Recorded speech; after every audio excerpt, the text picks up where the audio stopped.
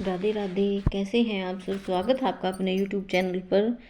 हर रोज़ हमारी नई वीडियो पाने के लिए चैनल को सब्सक्राइब करें, वीडियो पे लाइक करें और कमेंट करें। सुनिए भागवत गीता के श्लोक। यदा ते मोह कलिलं बुद्धि व्यर्तित्रियस्ति तथा गन्तासि निर्वेदम श्रोतव्यस्य श्रुतस्य च। अर्थात जब तुम्हारी बुद्धि मोह रूपी सघन वन को पार कर जाएगी तो तुम सुने हुए तथा सुनने योग्य सब के प्रति अन्यमनस्क हो जाओगी। भगवत भक्तों के जीवन में ऐसे अनेक उदाहरण प्राप्त हैं जिन्हें भगवत भक्ति के कारण वैदिक कर्मकांड से विरक्ति हो गई। जब मनुष्य श्री कृष्ण को तथा उनके साथ अपने संबंध को वास्तविक रूप में समझ लेता है तो वह सकाम कर्मों के अनुष्ठानों के प्रति पूर्णतया अन्यमनस्क हो जाता है, भले ही वह अनुभवी ब्राह्मण क्यों न हो। भक्त परंपरा के महान भक्त और आचार्य श्री माधवेंद्र पुरी का कहना है, संध्या वंदन ब्रह्मस्तु भवतो भोः सनानन तुभ्यं नमो भो देवाः पितर्श्च तर्पण विधो नाहं क्षमः सम्यतां यत्र क्वापि निद्य यादवकुलोत्तमस्य कंस दिव्यतविषं समारमगम हरामि तदलं मन्ये किमनेन मे। अर्थात, हे मेरी त्रिकाल प्रार्थनाओं तुम्हारी जय हो। हे स्नान, हे तुम्हें प्रणाम है। हे देवी पितृगण, अब मैं आप लोगों के लिए तर्पण करने में असमर्थ हूँ। अब तो जहाँ भी बैठता हूँ यादव कुलवंशी कंस के हंता श्री कृष्ण का ही स्मरण करता हूँ और इस तरह मैं अपने पापमय बंधन से मुक्त हो सकता हूँ। मैं सोचता हूँ कि यही मेरे लिए पर्याप्त है। वैदिक रस्में तथा अनुसंधान और त्रिकाल संध्या, प्रातःकालीन स्नान, पितृतर्पण आदि नव दीक्षितों के लिए अनिवार्य है। किंतु जब कोई पूर्णतया कृष्ण भावना भावित हो और कृष्ण की दिव्य प्रेमा भक्ति में लगा हो तो वह इन विधि विधानों के प्रति उदासीन हो जाता है, क्योंकि उसे पहले ही सिद्धि प्राप्त हो चुकी होती है। यदि कोई परमेश्वर कृष्ण की सेवा करके ज्ञान को प्राप्त होता है तो उसे शास्त्रों में वर्णित विभिन्न प्रकार की तपस्याएं और यज्ञ करने की आवश्यकता नहीं रह जाती। इसी प्रकार जो यह नहीं समझता कि वेदों का उद्देश्य कृष्ण तक पहुंचना है और अपने आप को अनुष्ठान आदि में व्यस्त रखता है, वह केवल अपना समय नष्ट करता है। कृष्ण भावना भावित व्यक्ति शब्द ब्रह्मा की सीमा या वेदों तथा उपनिषदों की परिधि को भी लांघ जाती हैं। अगला श्लोक। श्रुति विप्रतिपन्ना ते यदा स्थास्यति निश्चला समाधावचला बुद्धि सतदा योग मवाप्यसि। जब तुम्हारा मन वेदों की अलंकारमयी भाषा से विचलित न हो और वह आत्म साक्षात्कार की समाधि में स्थिर हो जाए, तब तुम्हें दिव्य चेतना प्राप्त हो जाएगी। कोई समाधि में है, इस कथन का अर्थ यह होता है कि वह पूर्णतः कृष्ण भावना भावित है, अर्थात उसने पूर्ण समाधि में ब्रह्मा, परमात्मा और भगवान को प्राप्त कर लिया है। अतः आत्म साक्षात्कार की सर्वोच्च सिद्धि यह जान लेना है कि मनुष्य कृष्ण का शाश्वत दास है और उसका एकमात्र कर्तव्य कृष्ण भावनामृत में अपने सारे कर्म करना है। कृष्ण भावना भावित व्यक्ति और भगवान के एक निष्ठ भक्तों को न तो वेदों की अलंकार में वाणी से विचलित होना चाहिए, न ही स्वर्ग जाने के उद्देश्य से सकाम कर्मों में प्रवृत्त होना चाहिए। कृष्ण भावनामृत में मनुष्य कृष्ण के सानिध्य में रहता है और कृष्ण से प्राप्त सारे उद्देश्य उस दिव्य अवस्था में समझे जा सकती हैं। ऐसे कार्यों के परिणाम स्वरूप निश्चयात्मक ज्ञान की प्राप्ति निश्चित है। उसे कृष्ण या उनके प्रतिनिधि गुरु की आज्ञाओं का पालन मात्र करना होगा। स्थित प्रज्ञस्य का भाष्य समाधिस्थस्य केशव स्थित धीः किम प्रभाषेत किमासीत वर्जेत किम। अर्थात अर्जुन ने कहा, हे कृष्ण, अध्यात्म में लीन चेतना वाले व्यक्ति स्थित प्रज्ञ के क्या लक्षण, वह कैसे बोलता है और उसकी भाषा का क्या है, वह किस तरह बैठता और चलता है। जिस प्रकार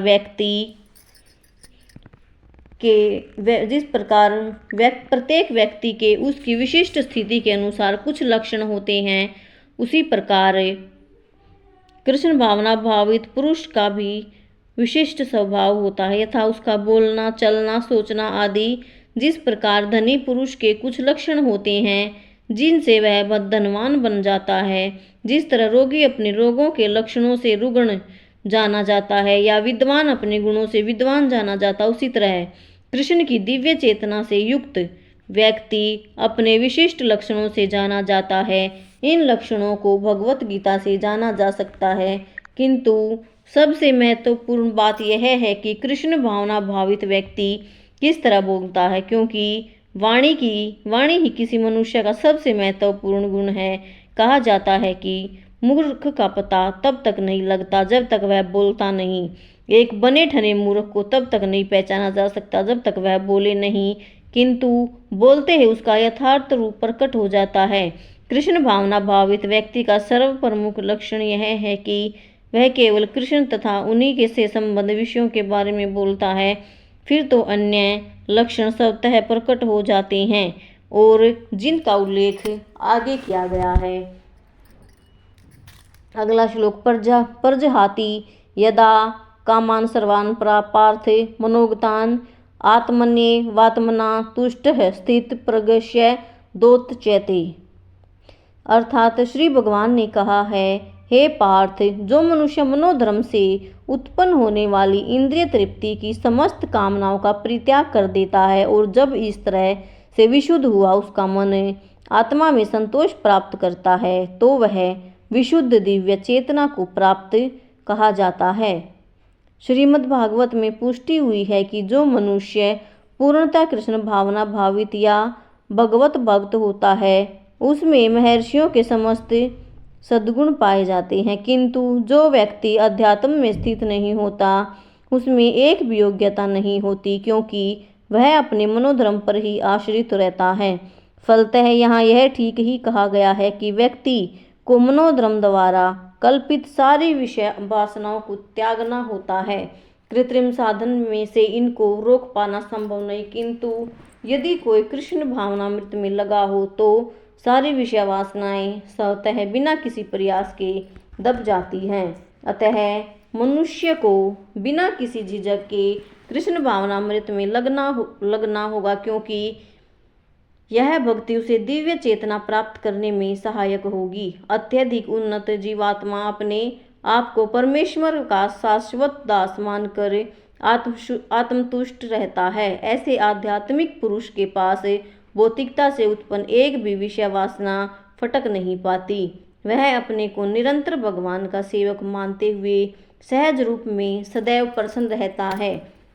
दुखेश्वनु दिग्मनः सुखेषु विगत सप्रह वितराग भय क्रोध स्थित धीर्मुनु निरुच्यते। अर्थात जो त्रय पापों के होने पर भी मन से विचलित नहीं होता अथवा सुख में प्रसन्न नहीं होता और जो आसक्ति भय या क्रोध से मुक्त है, वह स्थिर मन वाला मुनि कहलाता है।